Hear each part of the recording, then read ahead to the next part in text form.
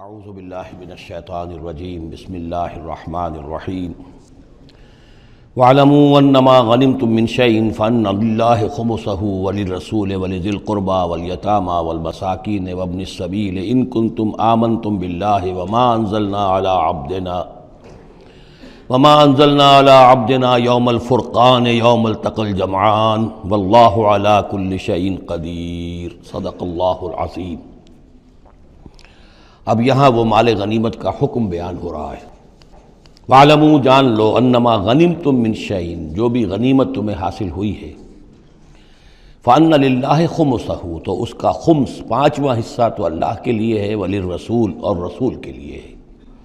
وَلِذِي الْقُرْبَىٰ اور رسول کے قرابت داروں کے لیے ہے۔ یہ بات سمجھ لیجئے یہاں اچھی طرح کہ در حقیقت حضور صلی اللہ علیہ وسلم کا جو معاش کا معاملہ تھا، جب تک آپ مکے میں تھے حضرت خدیجہ الکبریٰ رضی اللہ تعالی عنہا کی دولت جو ہے اس سے آپ کا کام چل رہا تھا، جو بھی بچا کچا ان کا سرمایہ تھا۔ مدینے میں آ کر ظاہر بات ہے کہ اب آپ کے پاس اپنا کوئی ذریعہ معاش نہیں تھا، نہ آپ کوئی تجارت کرتے تھے،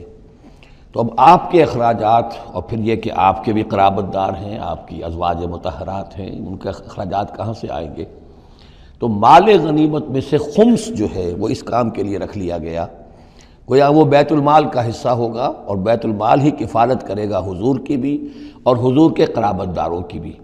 اس کے علاوہ اس بیت المال میں یتامہ والمساکین وابن السبیل، اس میں حصہ ہوگا یتیموں کے لیے بھی اور مساکین اور محتاجوں کے لیے بھی اور مسافروں کے لیے بھی۔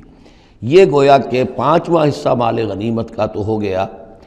سرکار سمجھ لیجیے سرکاری ہو گیا، لیکن اس سرکار میں سب سے بڑا خرچ جو ہے وہ در حقیقت محمد رسول اللہ صلی اللہ علیہ وسلم کے ذاتی آپ کے اخراجات، آپ کے ازواج مطہرات کا نان نفقہ، آپ کے قرابت داروں کا ذوی القربیٰ، جس میں آپ کو بھی تو ظاہر بات ہے کہ کچھ نہ کچھ صلہ رحمی آپ فرماتے تھے، تو اس کے لیے، اور یہ کہ یتیموں اور مساکین کے لیے وابن السبیل۔ ان کنتم آمنتم باللہ اگر تم ایمان رکھتے ہو اللہ پر، وما انزلنا علی عبدنا اور اس شے پر جو ہم نے نازل کی اپنے بندے پر، یوم الفرقان فیصلے کے دن، یعنی جو شے نازل کی وہ ہے غیبی امداد، نصرت غیبی، جو فرشتے آئے۔ ظاہر بات ہے کہ وہ ایک انسین جو ہے غیب کا معاملہ ہے، فرشتوں کو دیکھا تو کسی نے نہیں، تو جیسے وحی آتی تھی حضرت جبرائیل لے کر آتے تھے تو اس پر ایمان رکھتے ہو کہ یہ قرآن جو ہے اللہ کی طرف سے ہے، ایسے ہی تمہیں یقین ہونا چاہیے کہ اللہ تعالیٰ نے اپنا وہ وعدہ پورا فرمایا اور اللہ تعالیٰ نے فرشتے بھیجے۔ تو اگر تمہیں وہ یقین ہے تو پھر تم اس حکم کو پورے طور پر یوں سمجھیے کہ دلی طور پر اس کو قبول کرو، خوش دلی کے ساتھ پوری طریقے سے، کہ خمس جو ہے وہ تو اللہ اور اس کے رسول کا، بیت المال کا۔ بقیہ کے بارے میں حضور نے فرما دیا کہ 4/5 جو ہے یہ اب تقسیم ہو جائے گا مجاہدین کے درمیان۔ اس میں اس سے کوئی بحث نہیں ہے کہ کس نے کتنا جمع کیا، سارا مال ایک جگہ جمع ہوگا اور پھر اس کے حصے لگیں گے، چاہے کوئی پہرے پر تھا، جنگ کی نوبت ہی نہیں آئی، چاہے یہ کہ کوئی باقاعدہ جنگ میں کسی نے حصہ لیا، چاہے کسی نے مال غنیمت جمع کیا، چاہے نہیں کیا، جو بھی جنگ میں ہے ان کو برابر کا حصہ ملے گا۔ اس میں یہ ہے کہ جو سواریوں والے تھے انہیں دوہرا، اور جو پیدل تھے انہیں اکیرا، اس لیے کہ سواریاں اگر کسی کا اونٹ ہے، کسی کا گھوڑا ہے، 2 گھوڑے بھی تھے، تو ظاہر بات ہے کہ اس کے چارے وغیرہ کا بندوبست وہ خود اپنے پاس سے کرتا تھا، کوئی سپلائی لائنز تو آج کل کی جس طرح فوجوں کی ہوتی ہیں وہاں موجود نہیں تھی، لہذا جو مجاہد تھا کہ جو سوار تھا گھوڑے پر یا اونٹ پر، جس کا اپنا گھوڑا تھا اپنا اونٹ تھا، اس کو دوہرا حصہ، اور جو عام پیادہ جو مجاہد تھا اس کو اکیرا۔ وَاعْلَمُوا أَنَّمَا غَنِمْتُم مِّن شَيْءٍ فَأَنَّ لِلَّهِ خُمُسَهُ وَلِلرَّسُولِ وَلِذِي الْقُرْبَىٰ وَالْيَتَامَىٰ والمساکین وابن السبیل ان کنتم آمنتم باللہ وما انزلنا علی عبدنا یوم الفرقان یوم التقى الجمعان، اس فرقان والے دن، فیصلے کے دن، جس دن کی 2 فوجیں بھڑ گئی تھیں۔ واللہ علی کل شیء قدیر اور اللہ تعالیٰ ہر چیز پر قادر ہے۔ اذ انتم بالعدوۃ الدنیا وہم بالعدوۃ القصویٰ، اصل میں یہ جو وادی ہے جس میں بدر واقع ہوا ہے یہ ایک گھاٹی سی ہے جو دونوں کناروں کے اوپر تو بہت تنگ ہے لیکن درمیان میں بہت کھل کر میدان بن جاتا ہے۔ اس کا ایک سرا جو ہے وہ شمال کی طرف نکل جاتا ہے اور وہ جا رہا ہے شام کی طرف، ایک سرا جنوب کی طرف ہے اور وہ جاتا ہے مکے کی طرف، ایک مشرق کی طرف آتا ہے کہ جو مدینے کی طرف آ رہا ہے، اور اکثر و بیشتر جو پہلے حاجی جاتے تھے وہ اسی راستے پر تھے، یہی راستہ تھا۔ اب تو جو نیا طریق الہجرہ بڑی اعلیٰ سڑک بن گئی ہے تو لوگوں کو ان مقامات سے گزرنے کا موقع نہیں ملتا، ورنہ بدر سے ہو کر ہی راستہ گزرتا تھا۔ تو ایسا ہوا ہے کہ اللہ تعالیٰ کی طرف سے ایسی اسکیم بن گئی، تدبیر ایسی ہو گئی کہ عین بر وقت پہنچے۔ وہ جو مدینے والا سرا تھا جو قریب تھا مدینے کے اس وادی کا، اس پر حضور پہنچے، اور عین اسی وقت جو دور والا سرا تھا، وہ گھاٹی جہاں پہ ختم ہو رہی تھی جنوب کی طرف، وہاں وہ قریش بھی پہنچ گئے بر وقت۔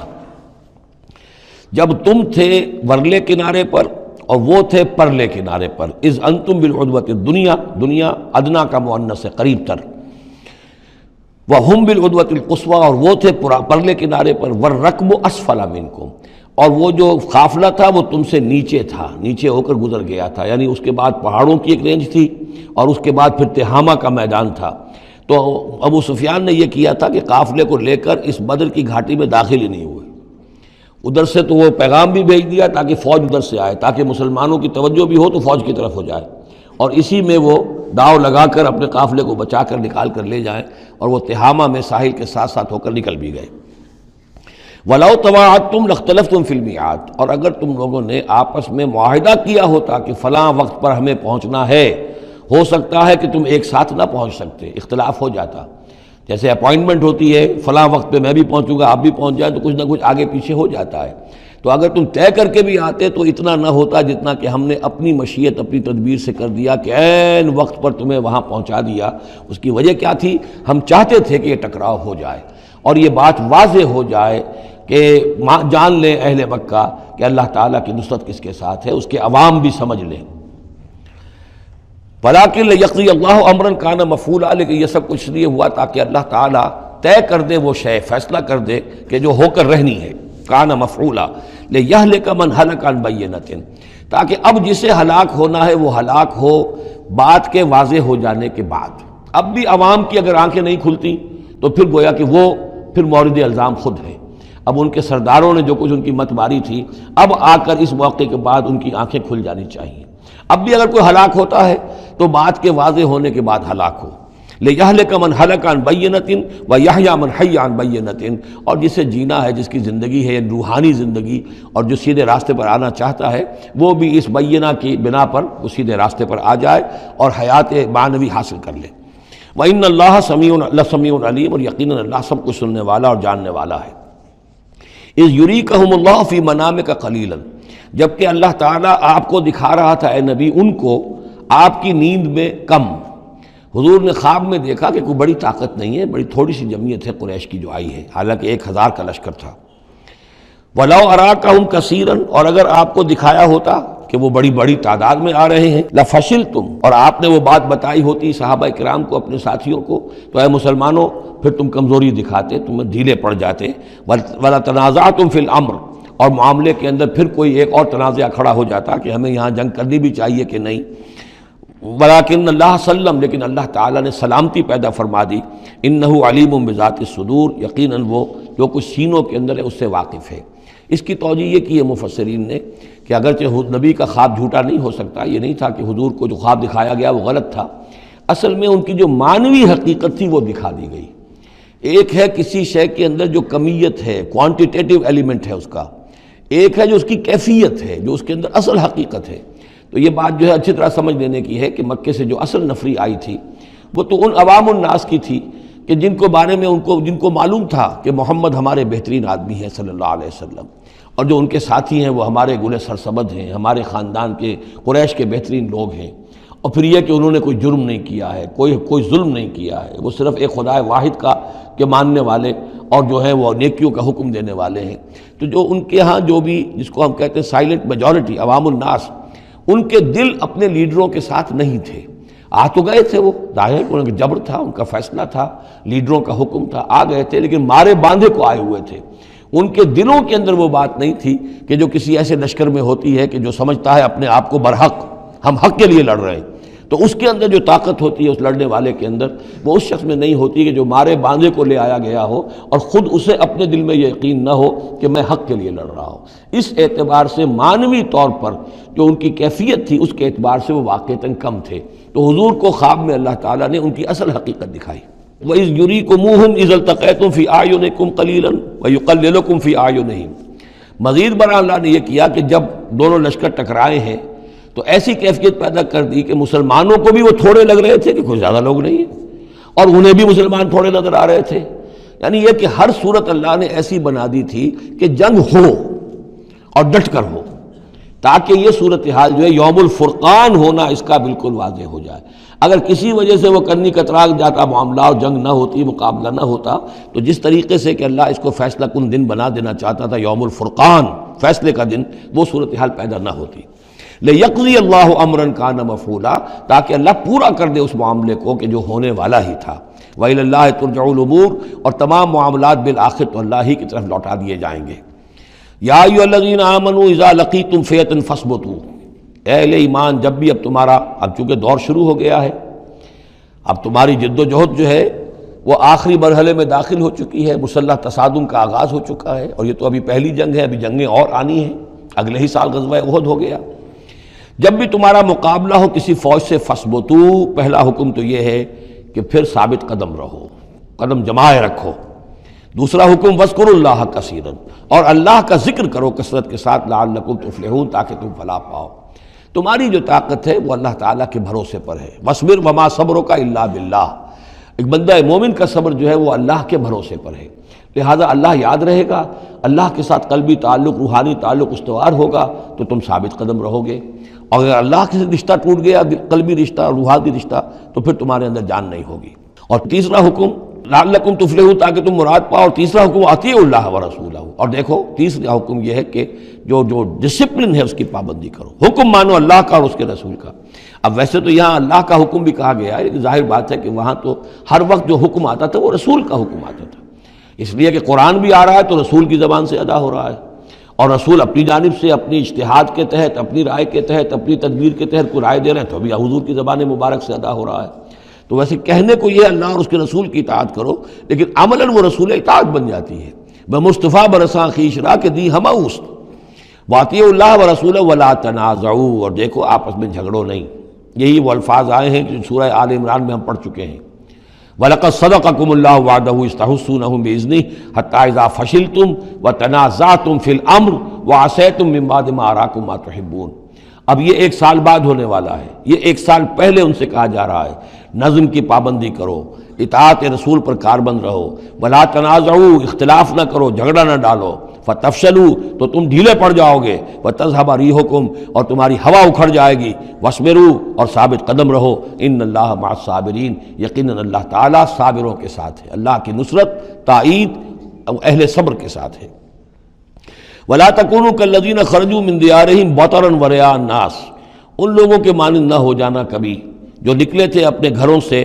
اتراتے ہوئے، اینٹتے ہوئے، اکڑتے ہوئے لوگوں کو دکھانے کے لیے. یہ وہ قریش کا لشکر جب چلا ہے تو ابو جہل نے جو بھی ساز و سامان کیا تھا اس کے لیے ڈھول ڈھمک کا بھی تھا، اور اس کے ساتھ جو ہے ہر طرح کا لاؤ لشکر، تو وہ تو جا رہے تھے بالکل اس خیال سے کہ فتح ہماری ہے ہی ہے اور ہم مسل کر رکھ دیں گے، جیسے مچھر کو مسل دیا جاتا ہے. یہ مسلمان ہیں ہی کتنے،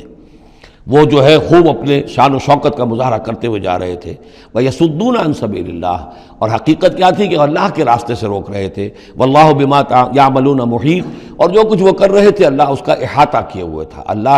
اللہ کے قابو سے باہر جانے والی ان کی کوئی تدبیر نہیں تھی. وَإِذْ زَيَّنَ لَهُمُ الشَّيْطَانُ أَعْمَالَهُمْ، اور جب کہ شیطان نے ان کے لیے ان کے اعمال کو مزین کر دیا تھا. وَقَالَ لَا غَالِبَ لَكُمُ الْيَوْمَ، اور اس نے ان کے کان میں یہ پھونک ماری تھی، یہ وسوسہ ڈالا تھا، آج تم پر کوئی غالب نہیں آ سکتا. مکے سے نکلی ہو نفری اور 1000 کی، یہ تو گویا کہ بڑی انہونی سی بات تھی. عرب کے اندر اس طرح کے مواقع بہت کم آتے تھے. لا غالب لکم اليوم من الناس، کوئی انسانوں میں سے تم پر غالب نہیں آ سکتا. وإنی جار لکم، اور میں بھی تمہارے ساتھ ہی ہوں. فلما تراءت الفئتان، اور جب دونوں لشکروں نے ایک دوسرے کو دیکھا، آمنے سامنے ہوئی. نکص علی عقبیہ، تو وہ شیطان اپنی ایڑیوں کے بل پیچھے مڑ گیا، بھاگا. وقال، اور اس نے کہا انی بریء منکم، میں تم سے لا تعلق ہوں، میرا تم سے کوئی تعلق نہیں. انی ارا ما لا ترون، میں وہ کچھ دیکھ رہا ہوں جو تم نہیں دیکھ رہے. فرشتوں کو دیکھنا جو ہے، چونکہ یہ بھی ناری مخلوق ہے، نور اور نار میں بڑا قرب ہے. نوری مخلوق ہے ملائکہ، اور ناری مخلوق ہے جن، اور یہ جن ہے عزازیل، ابلیس. تو اس کو نظر آ گیا فرشتے آ رہے. انی ارا ما لا ترون، میں وہ کچھ دیکھ رہا ہوں جو تم نہیں دیکھ سکتے، انی اخاف اللہ، مجھے اللہ کا خوف ہے، واللہ شدید العقاب، اور اللہ سزا دینے میں بہت سخت ہے۔ اذ یقول المنافقون والذین فی قلوبہم مرض، اب یہ ایک نقشہ تو یہ تھا کہ جب چلے آ رہے تھے قریش کا لشکر لے کر ابو جہل اور اس کے ساتھی سردار، اور ادھر شیطان بھی ان کو پہلے تو پیٹ ٹھوکتا ہوا آ رہا ہے، اور عین وقت پر جو ہے وہ ان کو ساتھ چھوڑ کر بھاگا ہے۔ ادھر جب مدینے کے اندر اب جہاں وہاں سے مسلمان چلے تھے، حضور چلے تھے، تو جو کوئی منافق پیچھے رہ گئے تھے وہ اب باتیں کر رہے تھے۔ اذ یقول المنافقون والذین فی قلوبہم مرض، جبکہ کہہ رہے تھے وہ منافق لوگ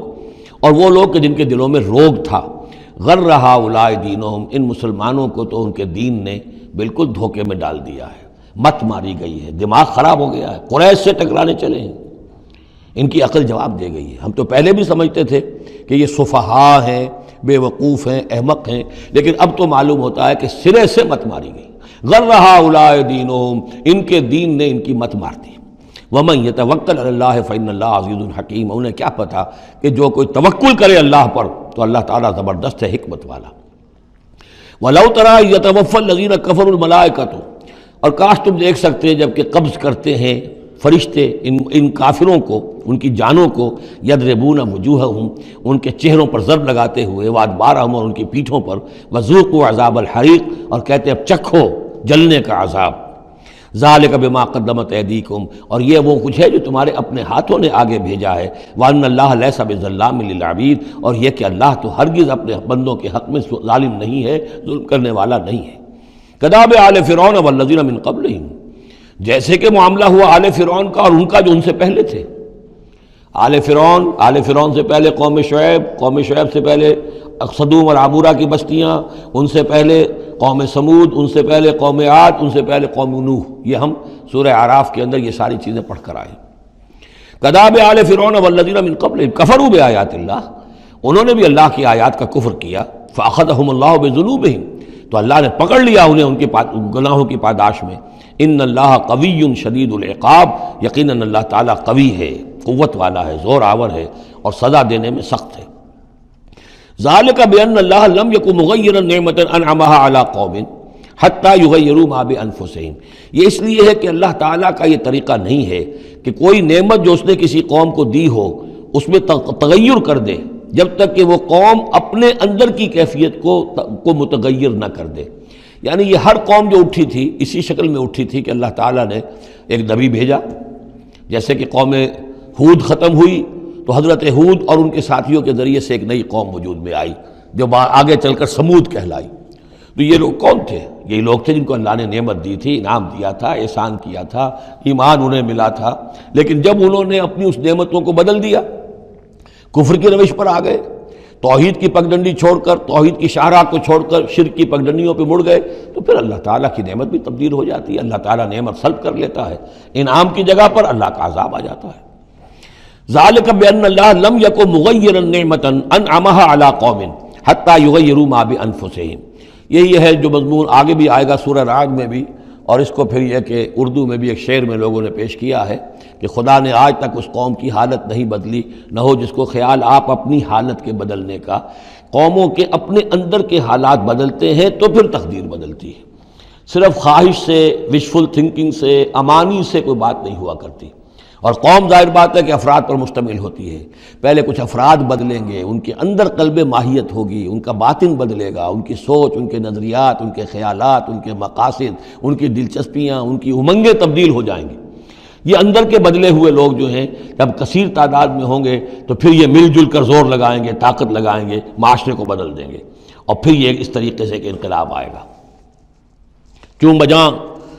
در رفت جہاں دیگر شود، جہاں چو دیگر شد جہاں دیگر شود، جب یہ قرآن کسی کے اندر اتر جاتا ہے اس کے اندر ایک تبدیلی آ جاتی ہے، بالکل بدل جاتا ہے انسان اندرونی طور پر، اور یہ اندرونی تبدیلی ہے جو عالمی انقلاب تک ممتد ہو سکتی ہے۔ وَأَنَّ اللَّهَ سَمِيعٌ عَلِيمٌ، اللہ سب کچھ سننے والا، جاننے والا ہے۔ کداب آل فرعون، جیسے کہ دستور تھا یا ہوا معاملہ آل فرعون کا، والذین من قبلہم، اور جو ان سے پہلے تھے، کذبوا بآیات ربہم، انہوں نے اپنے رب کی آیات کو جھٹلایا، فأہلکناہم بذنوبہم، تو ہم نے ان کو ہلاک کر دیا ان کے گناہوں کی پاداش میں، واغرقنا آل فرعون،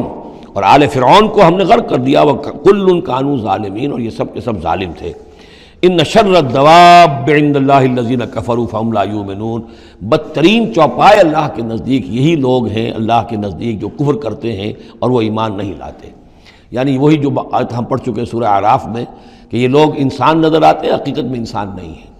لہم قلوب لا یفقہون بہا ولہم اعین لا یبصرون بہا ولہم آذان لا یسمعون بہا اولئک کالانعام بل ہم اضل، وہ چوپایوں کے مانند ہیں بلکہ ان سے بھی گئے گزرے۔ اس لیے شر الدواب کہا گیا، تمام جانداروں میں اور جمان چوپایوں میں، جانوروں میں سب سے برے لوگ جو ہیں وہ یہ انسان نما حیوان ہیں کہ جن کے اندر عقل نہیں، جن کے اندر شعور نہیں، جو ایمان سے خالی ہیں اور کفر پر اور صرف دنیا کی لذتوں پر ریجھ گئے ہیں۔ الذین عاہدت منہم ثم ینقضون عہدہم فی کل مرۃ وہم لا یتقون، وہ لوگ کہ جن سے آپ نے اے نبی معاہدہ کیا تھا پھر وہ ہر مرتبہ اپنا عہد توڑتے ہیں اور اس کا کوئی ڈر نہیں رکھتے۔ اب یہ اشارہ ہو رہا ہے یہود کی طرف، کیونکہ حضور جب مدینے میں تشریف لائے تو میں نے آپ کو شروع میں بتا دیا تھا کہ آپ نے بہت بڑا یہ سمجھیے کہ اس کو Montgomery what, professor Montgomery what نے جس قدر تعریف کی ہے اس کی، اور سارے جتنے بھی الفاظ ہو سکتے تھے انگریزی زبان میں، اسٹیٹسمین شپ کہ حضور کا معاملہ، فہمی کا معاملہ، تدبر کا معاملہ، سیاست کو سمجھنے کا معاملہ، اس کی بہت بڑی بات یہ ہے کہ آپ نے یہودی قبائل جو تھے تینوں ان کو معاہدوں میں جکڑ لیا۔ تو یہ ایک بہت بڑا آپ کا کارنامہ تھا، لیکن اب ظاہر بات ہے جکڑے تو وہ گئے، اندر سے وہ دشمنی کرتے تھے، ساز باز کرتے تھے۔ اوپر معاہدہ ہے، اندر سے ساز باز چل رہی ہے، پیغامات بھیجے جا رہے ہیں قریش کو کہ کیا کر رہے ہیں آپ لوگ، کیوں دیر کر رہے ہیں، کیوں نہیں حملہ کرتے، ہم اندر سے آپ کی مدد کریں گے۔ تو یہ خدمت ابھی چل رہی تھی۔ تو فرمایا الذین عاہدت منہم ثم ینقضون عہدہم، وہ لوگ کہ جن سے نبی آپ نے عہد کیا، معاہدے کیے، اور وہ یہ کہ اپنے معاہدے توڑ رہے ہیں، فی کل مرۃ، ہر بار، وہم لا یتقون، اور وہ ڈرتے نہیں ہیں۔ فإما تثقفنہم فی الحرب، تو اگر آپ پا جائیں انہیں جنگ میں، فشرد بہم من خلفہم، تو ان کو ایسی سزا دیجئے کہ جو پیچھے ہیں ان کے ہوش ٹھکانے آ جائیں، لعلہم یذکرون، تاکہ انہیں عبرت حاصل ہو جائے۔ یعنی یہ کہ اب ایک تو یہ ہے کہ وہ کوئی صرف ان کی جو ہے وہ وہاں سے خطوط جا آ رہے ہیں، پیغام رسانی ہو رہی ہے، لیکن کہیں اگر ان میں کا کوئی شخص جنگ میں بھی پکڑا جائے، واقعتاً وہ جنگ میں شریک ہو جائے قریش کی طرف سے، آ جائے اور پکڑا جائے، تو پھر اس کو وہ سزا دیجئے کہ جو ایک کی سزا جو ہے وہ سینکڑوں کے ہوش ٹھکانے کر دے۔ یہ ہے مطلب۔ وَإِمَّا تَثْقَفَنَّهُمْ فِي الْحَرْبِ فَشَرِّدْ بِهِمْ، ایسی سزا ان کو دیجئے من خلفہم کے جو ان سے پیچھے ہیں ان کے بھی ہوش ٹھکانے ہو جائیں، لعلہم یذکرون، شاید کہ پھر وہ نصیحت پکڑ لیں۔ وَإِمَّا تَخَافَنَّ مِنْ قَوْمٍ خِيَانَةً، اور اگر آپ کسی کو قومی سطح پر اندیشہ ہو جائے آپ کو کسی سے کہ وہ خیانت پر اتر آئی ہے، یعنی ایک ہے انڈیویجول ایکٹس، بنو قریظہ کا کوئی شخص ہے جو کام کر رہا ہے، بنو قریظہ کا سردار کہے گا صاحب مجھے کیا معلوم، یہ ایک شخص کا انڈیویجول معاملہ ہے، اس نے کوئی خط لکھ دیا ہوگا قریش کو یا کوئی سلسلہ جرمانی کیا ہوگا، لیکن یہ ہمارا اجتماعی معاملہ نہیں ہے، ہم معاہدے کے پابند ہیں۔ بنو قینقاع کا کوئی شخص ہے اس نے کر دیا، تو اس کے لیے تو پہلا حکم آ گیا، وہ کہیں اگر مل جائے، جنگ میں مل جائے، کیونکہ ویسے تو اسے ہاتھ نہیں لگا سکتے، معاہدہ ہے ان کے ساتھ، تو معاہدہ ہے، اس کو کیا سزا دیں گے، لیکن یہ کہ جنگ میں کہیں آ جائے، اتنی جرأت کر جائے تو پھر اس کو وہ سخت سزا دیجیے گا کہ جو پیچھے بیٹھے ہوئے ہیں، جو ڈورے ہلا رہے ہیں، تارے ہلا رہے ہیں، ان کو بھی ہوش ٹھکانے آ جائے۔ لیکن یہ کہ اگر آپ کو اندیشہ ہو جائے کہ کوئی قبیلہ جو ہے وہ خلاف ورزی کرنے پر اتر آیا ہے، خیانت کرنے پر اتر آیا ہے، وَإِمَّا تَخَافَنَّ مِنْ قَوْمٍ خِيَانَةً، کسی کی طرف سے خیانت کا آپ کو اندیشہ ہی ہو جائے، فَانبِذْ إِلَيْهِمْ عَلَىٰ سَوَاءٍ، تو پھر پھینک دیجئے ان کی طرف کھلم کھلا، یعنی پھر معاہدے کو ایبروگیٹ کیجئے، کہہ دیجئے کہ آج سے ہمارا کوئی معاہدہ نہیں۔ یہ نہیں ہے کہ معاہدہ بھی قائم رہے اور آپ ان کے خلاف اقدام بھی کر دیں، یہ صحیح نہیں ہے، اس لیے کہ یہ مقام جو ہے اخلاقی اعتبار سے بھی غلط ہے، اور خاص طور پر آپ کا مقام، مقام نبوت، اس کے اعتبار سے کسی درجے میں بھی نہیں ہے کہ کسی قوم کے ساتھ معاہدہ بھی ہے، آپ کو اندیشہ ہے کہ وہ خیانت کر رہے ہیں تو آپ کھلم کھلا اعلان کر دیجئے کہ آج سے میرا اور تمہارا کوئی معاہدہ نہیں، پھر اقدام کیجئے۔ لیکن یہ کہ بغیر اس اعلان کے کوئی اقدام کرنا ان کے خلاف، یہ در حقیقت اللہ تعالیٰ جو اخلاق چاہتا ہے اہل ایمان کے، اس کے منافی ہے۔ وَإِمَّا تَخَافَنَّ مِنْ قَوْمٍ خِيَانَةً فَانبِذْ إِلَيْهِمْ عَلَىٰ سَوَاءٍ، اصل میں یہی وہ بات تھی جس کے حوالے سے مولانا مودودی مرحوم نے 1948 میں یہ جو جہاد کشمیر اس وقت ہو رہا تھا اس کے بارے میں رائے ظاہر کی تھی کہ ہندوستان کے ساتھ ہمارے سفارتی تعلقات ہیں، بھارت کے ساتھ ہمارا سارا معاملہ معاہدات کے اوپر چل رہا ہے، پھر اگر یہ کہ معاملہ جو ہے دوسری طرف ہم یہ شکل کر رہے ہیں کہ وہاں پر جنگ کا معاملہ کر رہے ہیں تو یہ غلط ہے، شریعت کی روح سے، قرآن کی روح سے غلط ہے، ہمیں کھلم کھلا اعلان کرنا چاہیے جو بھی ہو اللہ تعالیٰ پر بھروسہ رکھنا چاہیے، کھل کر سامنے آنا چاہیے۔ یہ یا کہ میز کے اوپر تو معاہدہ ہے، ہاتھ مل رہے ہیں اور میز کے نیچے سے ٹانگیں گھسیٹی جا رہی ہیں، یہ دنیا داروں کا دھندا تو ٹھیک ہے، لیکن اسلام کی روح سے ایک اسلام کے نام پر بننے والی مملکت کی حکومت کا یہ طرز عمل درست نہیں ہے۔ یہ تھا وہ معاملہ جو سن 48 میں مولانا مودودی نے یہ رائے ظاہر کی تھی، اور اس پر پھر کافی ان کے خلاف جو ہیں عوامی جذبات جو ہیں وہ بہت جو ہے اس وقت بہت بلند ہو گئے تھے، مشتعل ہو گئے تھے، اس لیے کہ عوام کی اپنی سوچ ہوتی ہے۔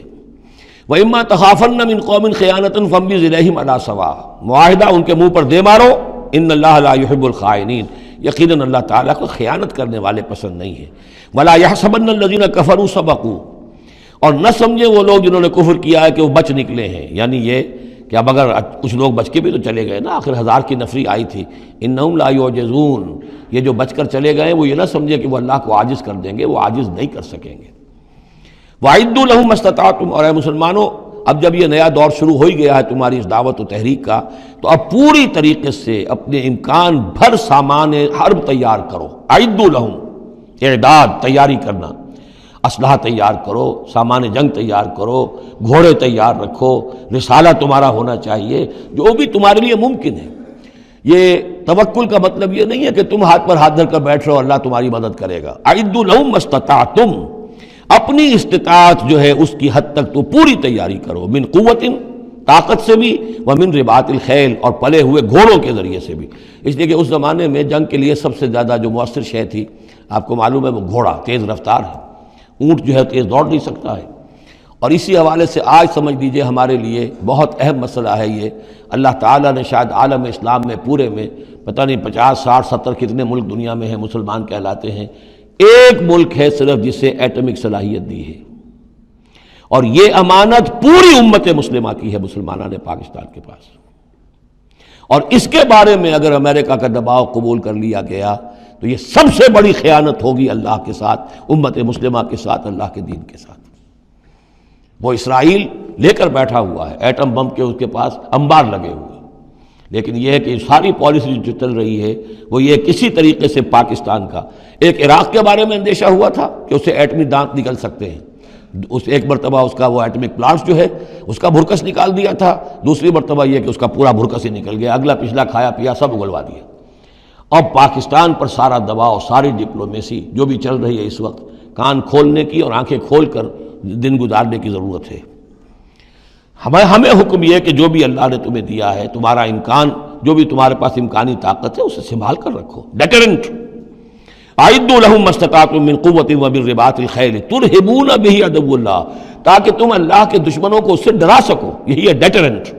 معلوم ہو کہ ان کے پاس وہ طاقت ہے۔ وعدوکم، اور اپنے دشمنوں کو بھی ڈرا سکو، وآخرین من دونہم، ایک تو ہے اللہ کے دشمن اور تمہارے دشمن ایک اور بھی ہیں جو ان کے سوا ہیں، ان کے پرے ہیں، انہیں تم نہیں جانتے، لا تعلمونہم اللہ یعلمہم، اللہ انہیں جانتا ہے، یعنی وہ مارے آستین منافقین ہیں، یہ تمہاری اپنی آستینوں کے اندر بیٹھے ہوئے ہیں، تمہیں پتہ بھی نہیں ہے کہ وہ لوگ بھی در حقیقت ففتھ کالمسٹ عنصر ہے کہ جو در حقیقت تمہاری تباہی چاہتا ہے، بربادی چاہتا ہے۔ وما تنفقوا من شیء، اب ظاہر بات ہے کہ اگر ساز و سامان فراہم کرنا ہے، اسلحہ فراہم کرنا ہے، اور ساز و سامان کے لیے جو ہے گھوڑے تیار کرنے ہیں تو انفاق کرنا پڑے گا۔ انفقوا مما رزقناکم وما تنفقوا من شیء فی سبیل اللہ یوفی الیکم، اور دیکھو جو کچھ بھی تم خرچ کرو گے اللہ کی راہ میں وہ پورا پورا تمہیں مل جائے گا، پورا پورا دیا جائے گا۔ وانتم لا تظلمون، اور تم پر کوئی زیادتی نہیں ہوگی، تمہاری کوئی حق تلفی نہیں ہوگی۔ تم دو تو صحیح، اب وہ پورے 2 رکوع ذہن میں لے آئیے جو سورہ بقرہ میں ہم نے پڑھے تھے کہ اگر کوئی شخص اللہ کی راہ میں مال خرچ کرتا ہے، فی سبیل اللہ خرچ کرتا ہے، تو جیسے ایک دانہ جو ہے وہ زمین کے اندر ڈال دیتے ہو، اس سے جو ایک پودا نکلتا ہے اس میں سٹے ہوتے ہیں، 7 سٹے ہیں، اور ہر سٹے کے اندر 100 دانے ہیں، تو وہ ایک دانہ 700 دانے پیدا کر رہا ہے، اور اللہ تعالیٰ جس کو چاہے گا 700 گنا سے بھی زیادہ اجر و ثواب دے گا۔ کہاں سیت کر رکھ رہے ہو اپنے پیسے، خرچ کر دو اسے، اس لیے کہ اب اس دعوت کا اور اس تحریک کا اور محمد رسول اللہ کی جو جد و جہد ہے اس کا وہ مرحلہ آ گیا ہے کہ اب ساز و سامان اور کیل کانٹے سے لیس ہونا ضروری ہے۔